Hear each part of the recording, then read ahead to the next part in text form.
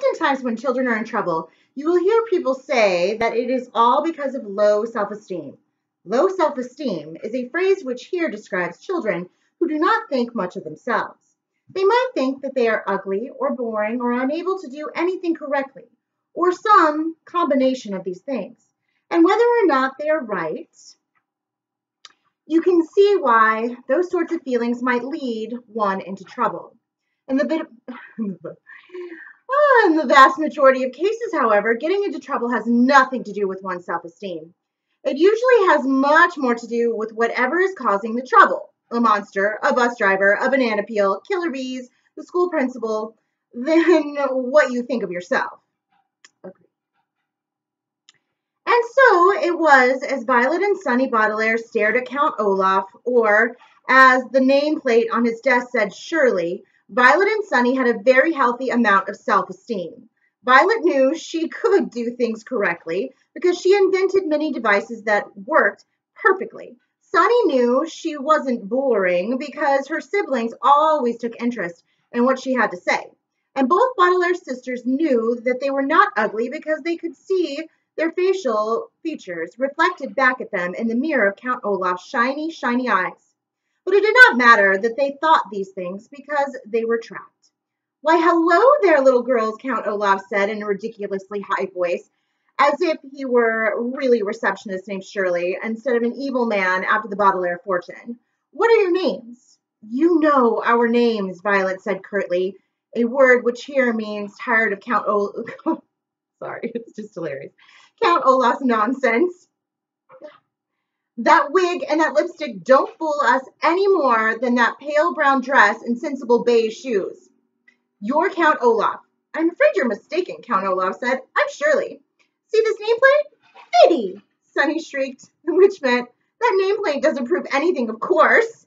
Sonny's right, Violet said. You are not Shirley just because you have a small piece of wood with your name on it. I'll tell you why I'm Shirley, Count Olaf said. I'm Shirley because I would like to be called Shirley, and it is impolite not to do so. I don't care if we're impolite, Violet said, finally, to such a disgusting person as yourself. Stop being so polite. You're in trouble? No need for it. Count Olaf shook his head. But if you do something impolite to me, he said, then I might do something impolite to you. Like, for instance, tearing your hair out with my bare hands. Violet and Sonny looked at Count Olaf's hands. They noticed for the first time that he had grown his fingernails very long and painted them bright pink as part of his disguise.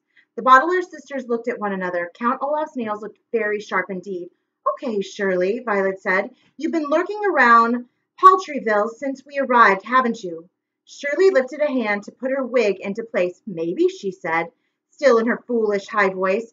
And you've been hiding out in the eye-shaped building this whole time, haven't you? Violet said. Shirley batted her eyes, and Violet and Sonny noticed that beneath her one long eyebrow, another identifying mark of Count Olaf's. She was wearing long, false eyelashes. Perhaps, she said.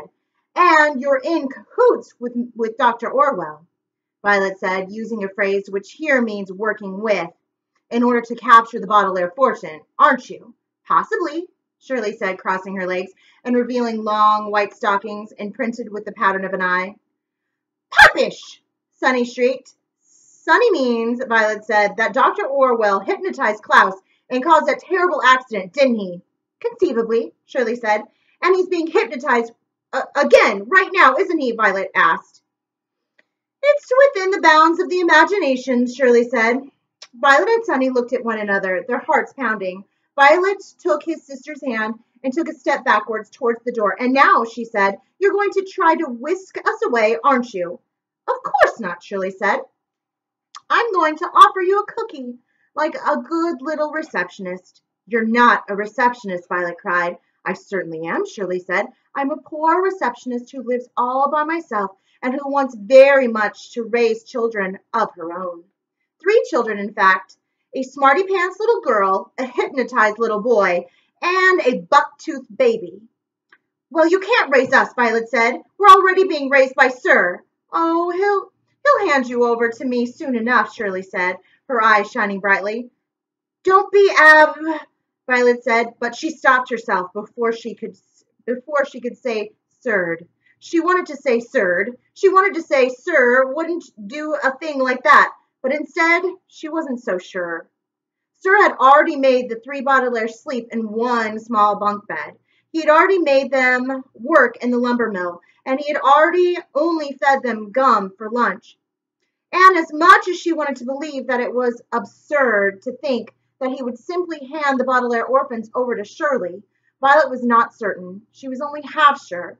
And so she stopped herself after half a word. Said a voice behind her. What in the world does the word ab mean?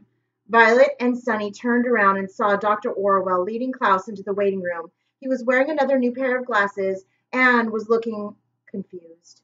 Klaus, Violet cried. We were so worried, Ab. She stopped herself before she could say out. When she saw her brother's expression, it was the same expression he'd had the previous night when he finally came back from his first appointment with Dr. Orwell. Behind his newest glasses, Klaus had a wide eyes and a dazed and distant smile, as if his sisters were people he did not know so well. There you go again with ab, Dr. Orwell said. Whatever in the world does it mean? Ab isn't a word, of course, Shirley said.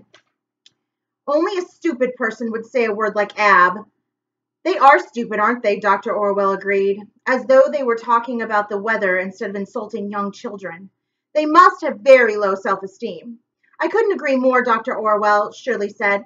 Call me Georgina, the horrible optometrist replied, winking.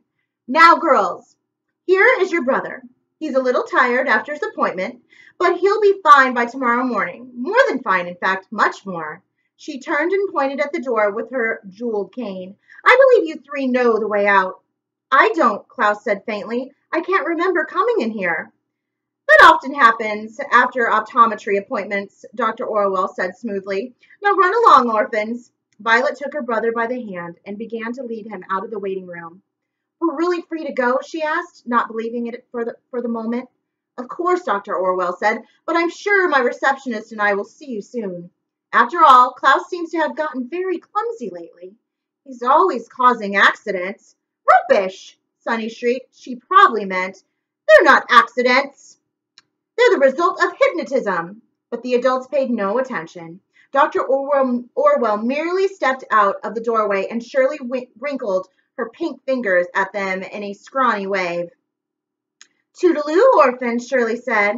Klaus looked at Shirley and waved back as Violet and Sunny led him by the hand out of the waiting room. How could you wave to her? Violet hissed to her brother as they walked back down the hallway. She seems like a nice lady, Klaus said. Frowning, I know I met her somewhere before. Ballywot, Sunny shrieked, which undoubtedly meant she's Count Olaf in disguise. If you say so, Klaus said vaguely.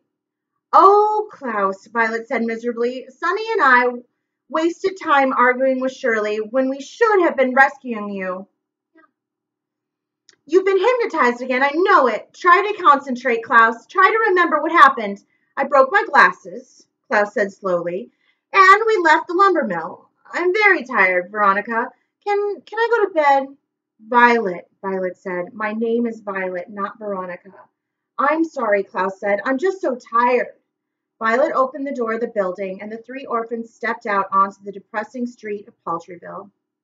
Violet and Sunny stopped and remembered when they had first reached the lumber mill after getting off the train and had seen the eye-shaped building. Their instincts had told them that the building was trouble, but the children had not listened to their instincts. They had listened to Mr. Poe. Why? I don't understand why you would do that. We'd better take him to the dormitory, Violet said to Sunny. I don't know what else we can do with Klaus in this state. Then we should tell Sir what has happened. I hope he can help us. Gurry! Sunny agreed glumly. The sisters led their brother through the wooden gates of the mill and across the dirt-floored courtyard to the dormitory. It was almost supper time, and when the children walked inside, they could see the other employees sitting on their bunks and talking quietly amongst themselves. I see you're back, one of the workers said. I'm surprised you can show your faces around here after what you did to Phil. Oh, come now, Phil said, and the orphans turned to see him lying down in his bunk with his leg in a cast. Klaus didn't mean to do it, did you, Klaus? Mean to do what? Klaus asked quizzically, a word which here means because he didn't know that he caused the accident that hurt Phil's leg. Oh, our brother is very tired, Violet said quickly.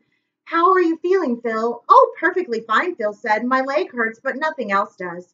I'm really quite fortunate, but enough about me. There's a memo there. Let's try that again. There's a memo that was left for you. Foreman Bolectano said it was very important. Bill handed Violet an envelope with the word Baudelaires typed on the front, just like the typed note of welcome the children had found on their first day at the mill. Inside the envelope was a note which read as follows. Memorandum to the Baudelaire orphans from Sir, subject to today's accident. I have been informed that you caused an accident this morning at the mill that injured an employee and disturbed the day's work. Accidents are caused by bad workers, and bad workers are not tolerated at the Lucky Smells lumber mill. If you continue to cause accidents, I will be forced to fire you and send you to live elsewhere. I have located a nice young lady who lives in town who would be happy to adopt 3 young children. Her name is Shirley, and she works as a receptionist. If the 3 of you continue to be bad workers, I will place you under her care. This author is brilliant. Finding new and inventive ways to get the same person to get these children and the same kind of mistakes to be made, but in a totally different light, totally different. I don't know how it's done. Okay, magic. That was the end of chapter 9. We'll continue with chapter 10 very soon.